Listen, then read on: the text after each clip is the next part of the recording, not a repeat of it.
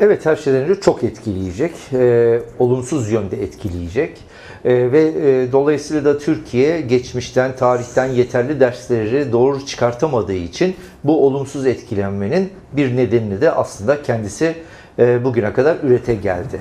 Neden bunu söylüyorum? Özellikle 2. Büyük Savaş'tan sonra işte o Soğuk Savaş dönemi boyunca belli bir yeni dünya düzeni vardı. Sonrasında Sovyetlerin çökmesiyle yeniden bir yeni dünya düzeni kavramı. Şimdi dikkat ederseniz yine yeni bir dünya düzeni kavramından bahsediliyor.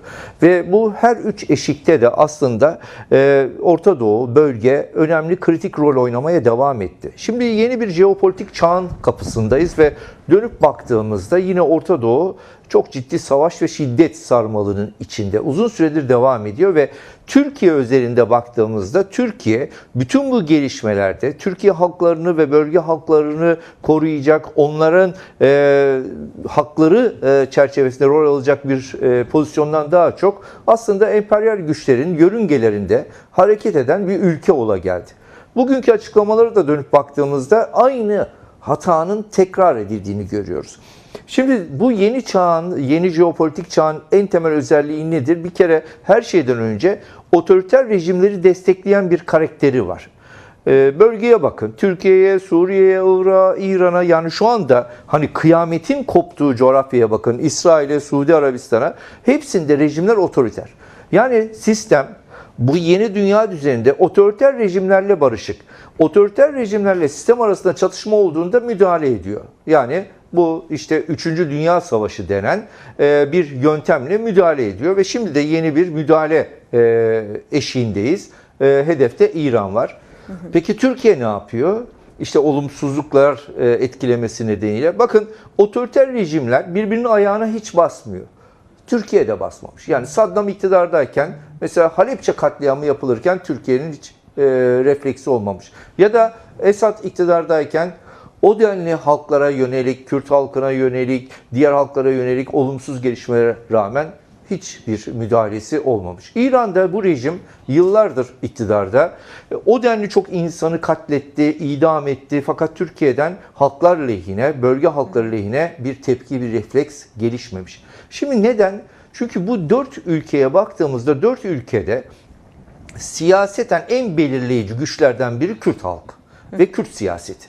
Dolayısıyla Türkiye'nin Kürt siyasetine ve Kürt halkına bakışındaki çarpıklık ister istemez siyasette ve süreçteki rolünü belirliyor. Bugün de aynı şeyleri yine dinliyoruz. Örneğin Başür'de bir yeni oluşum hayata geçerken Türkiye tepki göstermişti, karşı çıkmıştı. Olmaması için inanılmaz bir dış politika üretti. Sonuç değişmedi çünkü tarihin akışı belli. Bölge halkları içinde 50-60 milyon nüfusa sahip bir halkın kendi siyasi geleceğini belirleme hakkına karşı bir direnç ortaya koyduğunuzda bu geri tepiyor. Aynı şeyi Rojava'da gördük. Uzun yıllar, 15 yıllık Suriye Savaşı boyunca Türkiye'nin aldığı bütün pozisyon Kürtlere karşı bir pozisyonun ötesine geçemedi. Bugün İran içinde de aynı şeyi görüyoruz ve dolayısıyla Türkiye aslında inisiyatifsiz, sürüklenen bir dış politikaya sahip. Tek skalası var, o da Kürt karşıtlığı ve bunun bölgedeki gelişmelerin aslında önemli olumsuz bir tabanını, zeminini oluşturduğunu görüyoruz. Kaldı ki Türkiye'de bir süreç var. Evet. Ve bu süreç ve bölgeyle birebir ilişkili bir süreç. Bütün bu dinamikleri bir arada değerlendirmek çok çok önemli. Bütün bu dinamikleri bir arada değerlendirmek yerine son Dışişleri Bakanlığı açıklamasına bakıyorsunuz. Yine adeta böyle bir süreç yokmuşçasına bir konuşmayla karşılaşıyorsunuz. Bu da bizim olumsuz dediğimiz zemini besleyen bir gelişme. Çok boyutlu, çok katmanlı bir süreci analiz eden bir açıklamaydı. Şimdi tabii başkanın birçok vasfı var ama önemli vasıflarından biri de belki gerçek anlamda bir Orta Doğu uzmanı olması. Neredeyse Orta Doğu'yu hücresine kadar çözümleyebilecek bir akla sahip. Şimdi buradan baktığımızda zaten riskleri uzun süredir dile getiriyordu. En son tabii diğer açıklamalarında da İran konusuna da dikkat çekiyor. Neden önemli olduğunu söylüyor. Hem tarihsel açıdan hem toplumların kültürel, sosyolojik yapıları açısından hem de tabii küresel siyasetin ve küresel ekonominin boyutları açısından alıp değerlendiriyor. Şimdi bu karmaşık meseleyi belli bir çözüme kavuşturmanın yolu olarak da aslında en temel paradigmasının yine ne kadar kıymetli olduğunu görüyoruz. Nedir o? Yani demokratik ulus paradigması. Neden bu önemli? Çünkü dönüp baktığımızda kapitalist ulus devletler ve onların bir arada oluşturmuş oldukları küresel sistem bir kere halklar lehine hiçbir açılımın, hiçbir gelişmenin katkısını üretememiş. Bırakın üretmeyi, zaten sömürge ve sömürü düzeninin birlikteliğini görüyoruz. Ne yapıyor bu otoriter rejimler? Hakim oldukları ülkede sömürüyü derinleştiriyor. İşte bakın Türkiye ekonomisine, Türkiye halklarının sefaletine, yoksulluğuna, Kürt halkının bölgenin eşitsizlik koşullarına, değil mi? Diğer taraftan aynı şey İran için geçerli, Irak için geçerli, Suriye için geçerli. İkincisi, bu sömürünün sömürgeyle de çok doğrudan alakası var.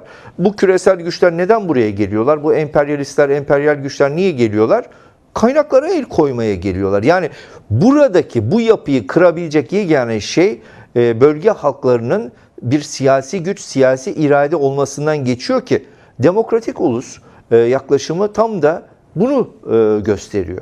Yoksa aksi halde bu makus tarih değişmeyecek, bu tarih böyle devam edecek. O yüzden çok kıymetlidir. O yüzden bu sürecin değerini bilmek zorundayız. Yani geçen yıl 27 Şubat'ta yapılan deklarasyonla aslında bir negatif barış süreci açısından çok önemli bir adım atıldı ve çok önemli bir yol da kat edildi. Şimdi bu sene 27 Şubat 2026'daki açıklamayla artık bir inşaat sürecinden bahsediliyor ki bu inşaat sürecinin de adımı olarak hukuku gösteriyor.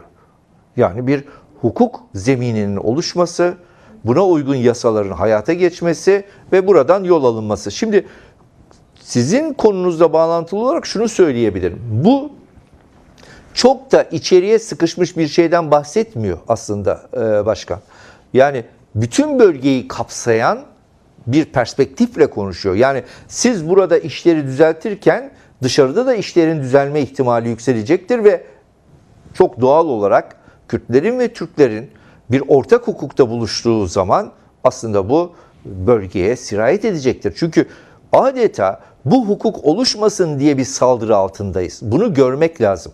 O yüzden saldırının bir tarafı olmak yerine saldırıyı engelleyen, çözümü üreten bir tarafta olmak lazım. İşte devlete olan çağrı da, siyasete olan çağrı da burada kendini gösteriyor. Evet, çok kısa buna değinirseniz diğer meseleye de geçeceğiz. İran'dan şu anda sağlıklı bir bilgi almak çok mümkün değil. Ama şunu yapmalıyız. Rojavat'ı savunmalıyız. Bütün tarih bize bunu öğretti. Bir kere hem devlet hem Türkiye'deki iktidar hem Türkiye'deki siyaset artık geçmiş zihniyetiyle değil bugüne ve yarına bakmalı ve Rojavat'ı savunmalı. Çünkü biz şunu biliyoruz ki İran biraz önce de söylendi, oraya bir yığınak yapıyor ve dolayısıyla bu savaş en önemli belki de mevzilerinden birini orada yaşayacak. Dolayısıyla bizim buradaki tavrımız çok net olmalı. Geç kalmaksızın bu riski gören bir yerden Rojavat'ı savunmak dediğimiz meselede yoğunlaşmamız gerekecek. Çok ciddi insani dramlar yine yaşanabilir. Çok ciddi katliamlar olabilir. Dolayısıyla bunun farkında olmamız lazım.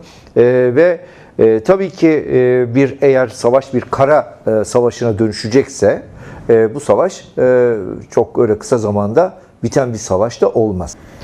Şimdi bir savaş ekonomisi denen bir ekonomi alanı var ve bu savaş ekonomisi zaten bu otoriter rejimleri, bu sistemi besleyen en güçlü ekonomik alan. Teknolojik olarak da böyle, diğer boyutlarıyla da böyle.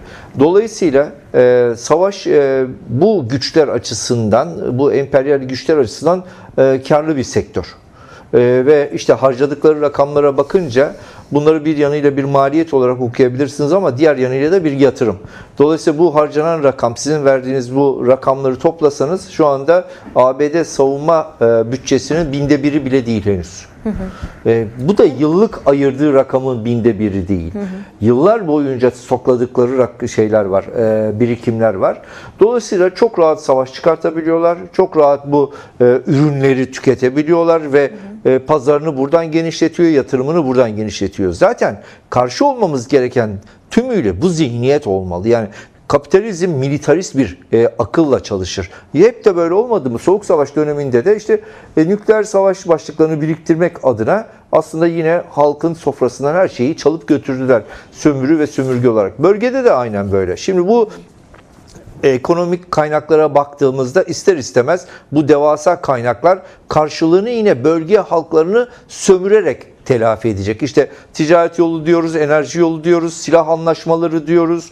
Bütün bu ülkelere silah satıyorlar. Yani şimdi İran bölgedeki ülkeleri vuruyor. Çünkü neden vuruyor? Bütün bu bölgelerin aslında bu silah pazarıyla olan ilişkilerini çok iyi biliyor. Ekonomik açıdan değerlendirdiğim için bunları söylüyorum. Ama burada bir Türkiye parantezi isterseniz açayım. Tabii. Türkiye ekonomisi bir illüzyon yaşıyor.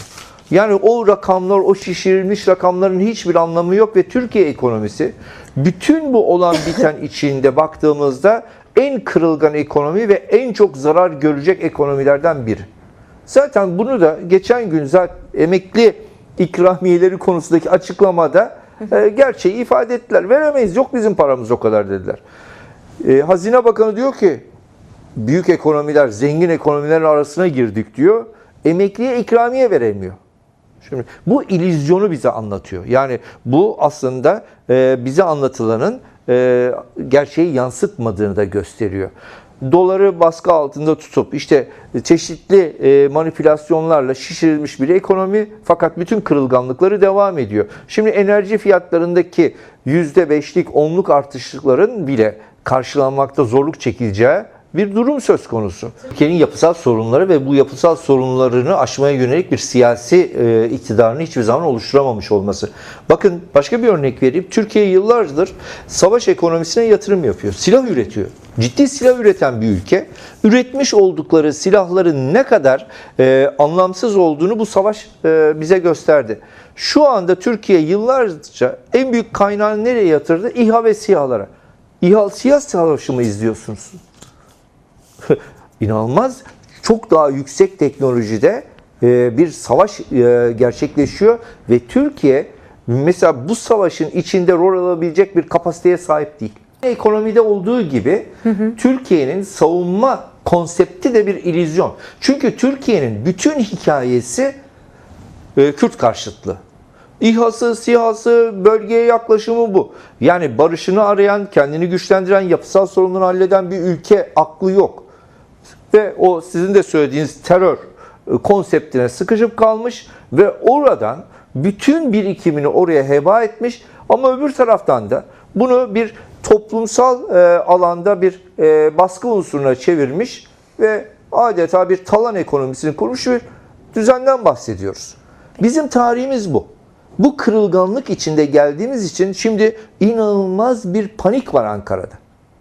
İnanılmaz bir panik var. Bakın bu paniği önümüzdeki günlerde çok daha fazlasıyla hissedeceğiz. Çünkü hem ekonomik olarak panik yaşıyorlar. Ne yapacağız? Hesabı var. Hem de savunma olarak hani bir panik yaşıyorlar. Düşünebiliyor musunuz? Ya İran bize saldırırsa diye bir kaygıyı taşıyor. İran ki... O yüzden mi tekrar farkında mısınız sınırda neler olur açıklamasını yapmış oldu mesela. Evet. Ancak iktidar kanadından yani Cumhurbaşkanlığı tarafından bir açıklama yok. Bahçeli yaptı bu açıklamayı yani bir de.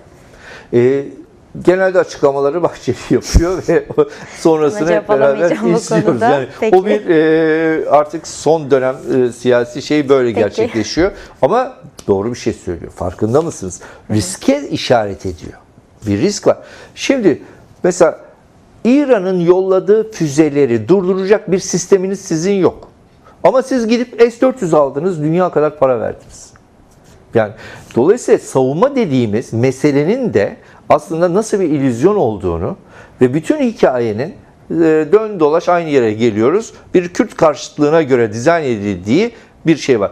Bütün küresel gelişmeleri, bütün bu yaşanan gerçeklikleri hiç hesaba katmayan bir aklın aslında bizi getirdiği yeri görüyoruz. Olur. Dolayısıyla bu demokratik entegrasyon konusunda atılacak adımlar konusunda hiç geç kalmadan hızla adımlar atılmalıdır. Artık riskler çok daha yüksek bir düzeydedir. Bu risklerle, bu krizlerle baş edebilmenin yegane yolu demokratik entegrasyon konusunda atılması gereken adımlardır. Dolayısıyla da Sayın Öcalan'ın son olarak dile getirdiği şeyler çok çok önemli, yol göstericidir. Bir an önce gereğinin yapılması gerçekten büyük önem taşımaktadır.